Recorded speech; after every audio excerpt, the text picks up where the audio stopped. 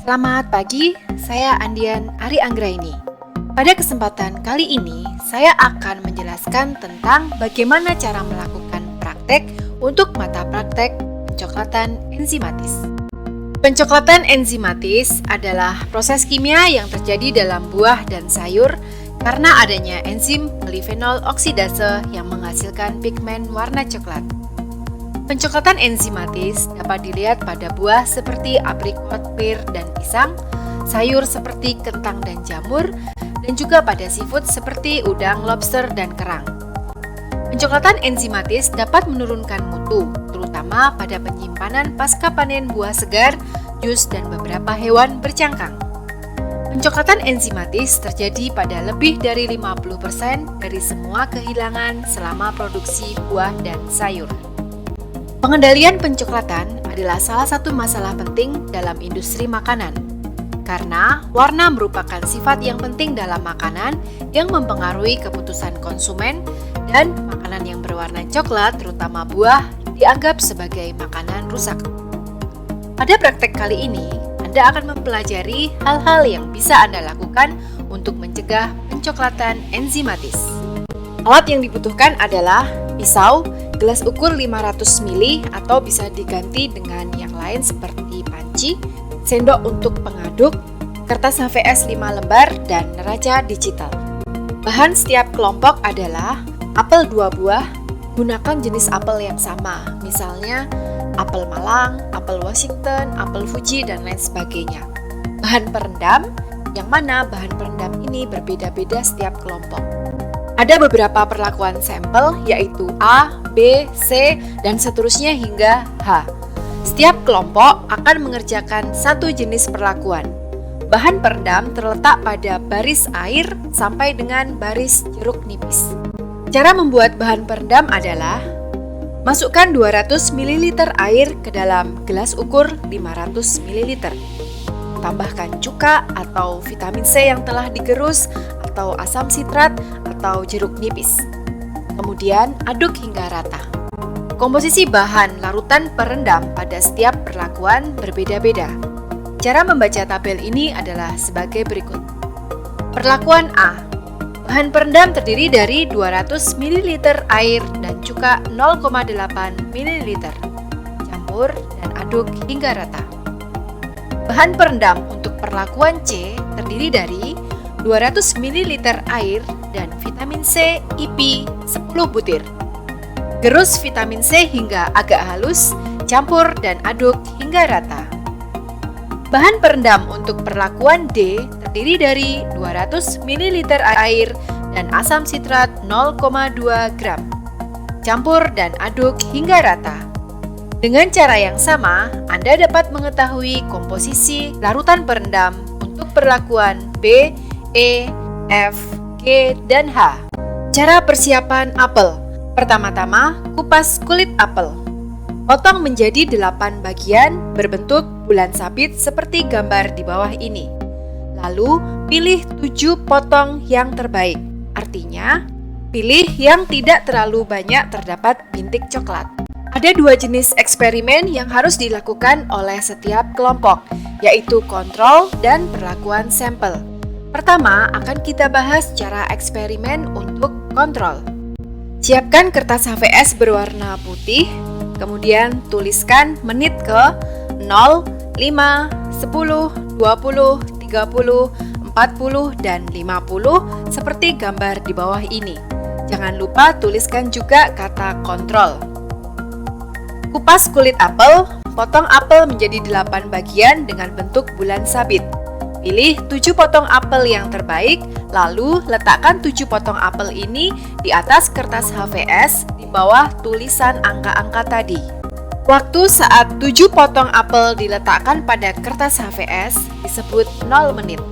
Amati apel pada menit ke-0. Nilai warna apel dengan skor seperti berikut ini. Skor 1 artinya tidak ada bercak coklat. 2. Terdapat bercak coklat. Skor 3. Warna coklat muda di separuh bagian apel. 4. Warna coklat muda merata di semua bagian apel. Dan skor 5. Warna coklat tua merata di semua bagian apel. Terkadang ada apel yang cacat fisik, ditandai dengan adanya bintik coklat segera setelah kulit dikupas. Bintik coklat bawaan apel bukan merupakan warna coklat yang akan kita nilai. Sebagai standar, apel yang baru saja dikupas kulitnya, maka silakan Anda beri skor 1. Artinya, apel belum mengalami pencoklatan sama sekali. Kemudian yang perlu Anda perhatikan adalah penilaian skor warna apel langsung dilakukan saat menit tersebut, misal menit ke-0. Penilaian tidak boleh dilakukan secara bersamaan pada semua potongan apel pada menit terakhir atau menit ke-50. Tuliskan skor 1 di bawah apel menit ke-0. Lihat gambar di bawah ini. Kemudian, dokumentasikan atau foto apel pada menit ke-0 tadi. Foto diambil pada satu potong apel ini. Jangan mengambil foto 7 potong apel sekaligus. Kemudian diamkan apel sampai mencapai menit ke-5. Setelah 5 menit, amati apel pada menit ke-5 atau apel nomor 2 dari kiri. Beri skor warna coklat. Skor ini kemudian dituliskan di bawah apel pada kode 5 menit. Dokumentasikan warna apel pada menit ke-5 ini. Ingat, dokumentasi diambil pada satu potong apel saja. Diamkan apel sampai menit ke-10. Ulangi langkah ini untuk 10 menit, 20 menit, 30 menit, 40 menit, dan 50 menit. Ingat, penilaian dilakukan pada menit-menit tersebut. Jangan melakukan penilaian secara bersamaan pada menit ke-50. Setelah semua penilaian selesai dilakukan, tampak hasil seperti gambar di bawah ini. Anda telah menuliskan skor pada setiap waktu di bawah setiap potong apel. Sekarang, pindahkan data skor ini ke dalam tabel berikut ini. Eksperimen yang kedua adalah sampel. Perbedaan kontrol dengan sampel adalah, pada kontrol, apel diletakkan di udara terbuka, sedangkan pada sampel, apel diletakkan di dalam larutan atau di dalam bahan perendam. Cara melakukan eksperimen untuk perlakuan sampel adalah sebagai berikut. Pertama-tama, siapkan dulu larutan perendam. Jangan mengupas kulit apel apabila larutan perendam belum siap. Tuliskan menit ke 0, 5, 10, 20, 30, 40, dan 50 seperti gambar di bawah ini. Kupas kulit apel, potong apel menjadi 8 bagian dengan bentuk bulan sabit. Pilih 7 potong apel yang terbaik. Sekarang, perhatikan tabel ini pada baris suhu. Pada perlakuan H, tertulis suhu chiller. Artinya, larutan perendam dimasukkan ke dalam chiller atau refrigerator bersuhu 4-15 derajat Celcius. Sedangkan untuk perlakuan yang lain, larutan perendam cukup diletakkan di suhu kamar, yaitu sekitar 25-32 derajat Celcius. Khusus untuk perlakuan F, tertulis blanching 3 menit. Artinya, setelah apel dikupas dan dipotong, maka apel di-blanching dulu selama 3 menit. Caranya adalah, panaskan air sampai mendidih, kemudian masukkan apel dalam air mendidih tersebut selama 3 menit. Setelah 3 menit, angkat apel, lalu rendam apel dalam larutan perendam. Sedangkan untuk perlakuan yang lain, apel tidak perlu di-blanching ya. Masukkan 6 potong apel ke dalam larutan seperti pada gambar kanan bawah, sedangkan 1 potong apel diletakkan di atas kertas HVS seperti gambar kiri bawah.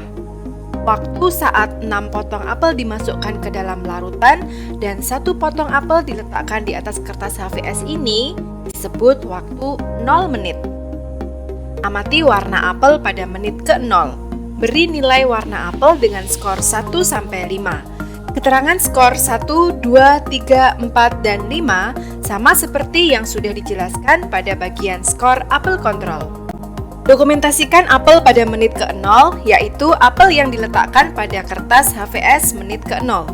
Anda tidak perlu mengambil foto kondisi setiap potong apel yang berada dalam larutan perendam. Diamkan apel sampai menit ke-5. Setelah 5 menit, Angkat satu potong apel dari dalam larutan perendam, lalu letakkan di atas kertas HVS pada teks 5 menit. Sekarang, di dalam larutan perendam tinggal tersisa 5 potong apel. Segera beri skor pada apel yang telah diletakkan di atas kertas HVS pada teks 5 menit. Dokumentasikan apel pada kertas HVS dengan teks 5 menit. Anda tidak perlu mendokumentasikan apel yang masih berada di dalam larutan perendam. Diamkan apel sampai menit ke-10. Setelah mencapai 10 menit, angkat satu potong apel dari dalam larutan pelendam, lalu letakkan apel di atas kertas HVS pada teks 10 menit. Sekarang, di dalam larutan perendam tinggal tersisa 4 potong apel saja seperti pada gambar kanan bawah. Segera beri skor pada apel di atas kertas HVS dengan teks 10 menit. Dokumentasikan apel pada kertas HVS dengan teks 10 menit. Lalu, diamkan apel sampai menit ke-20. Ulangi langkah ini untuk 20 menit, 30 menit, 40 menit, dan 50 menit. Ingat, penilaian skor warna apel dilakukan pada menit tersebut segera setelah apel dikeluarkan dari larutan dan diletakkan di kertas HVS. Jangan melakukan penilaian secara bersamaan pada menit ke-50. Setelah semua penilaian selesai dilakukan, tampak hasil seperti di bawah ini. Pindahkan data skor ini ke dalam tabel berikut ini, yaitu pada baris sampel. Jangan lupa menuliskan nama label sampel pada bagian ini. Bagaimana cara melakukan interpretasi data? Perhatikan data berikut ini. Kontrol artinya apel diletakkan di udara terbuka.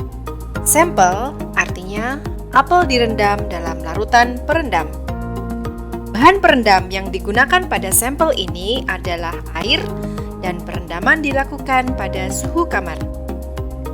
Pada menit ke-20, skor apel kontrol 3 dan skor apel sampel 2. Artinya, apel yang diletakkan di udara terbuka lebih coklat daripada apel yang direndam dalam larutan perendam. Demikian pula pada menit ke-30, 40, dan 50. Oleh karena itu, kita bisa menyimpulkan bahwa perendaman apel dalam air pada suhu kamar mampu memperlambat reaksi pencoklatan apel. Perhatikan data berikut ini. Bahan perendam yang digunakan adalah larutan cuka pekat. Pada menit ke-20, skor apel kontrol 3 dan skor apel sampel 4. Artinya, apel yang direndam dalam larutan cuka pekat lebih coklat daripada apel yang diletakkan di udara terbuka.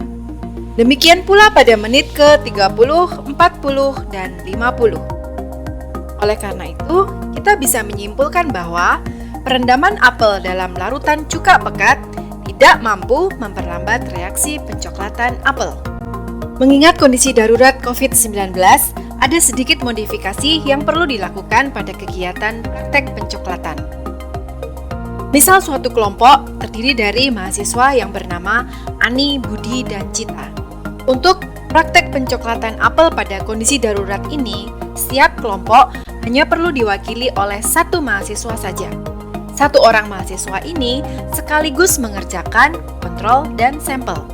Jangan sampai terjadi misalnya Ani mengerjakan kontrol dan Budi mengerjakan sampel.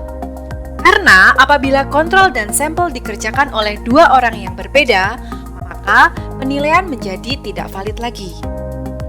Salah satu dokumentasi yang perlu dilakukan adalah foto selfie satu orang anggota kelompok yang sedang melakukan praktek pencoklatan. Dokumentasi foto satu mahasiswa ini dianggap sudah mewakili semua anggota kelompok. Foto selfie adalah bukti bahwa Anda telah melakukan praktek. Data setiap kelompok dituliskan dalam Google Spreadsheet. URL Google Spreadsheet ada di Bismart. Panduan menggunakan Google Spreadsheet juga ada di Bismart. Untuk kegiatan praktik diunggah di Google Drive. URL Google Drive ada di Bismart. Foto dan data praktik setiap kelompok adalah milik satu kelas, sehingga harus di-share ke semua teman satu kelas. Berdasarkan data dan foto 8 kelompok di kelas Anda, Silahkan Anda buat pembahasan untuk dituliskan di laporan praktik. Jadi, laporan praktek ini mencakup hasil praktek pencoklatan untuk semua kelompok. Jangan hanya melaporkan praktek untuk kelompok Anda sendiri.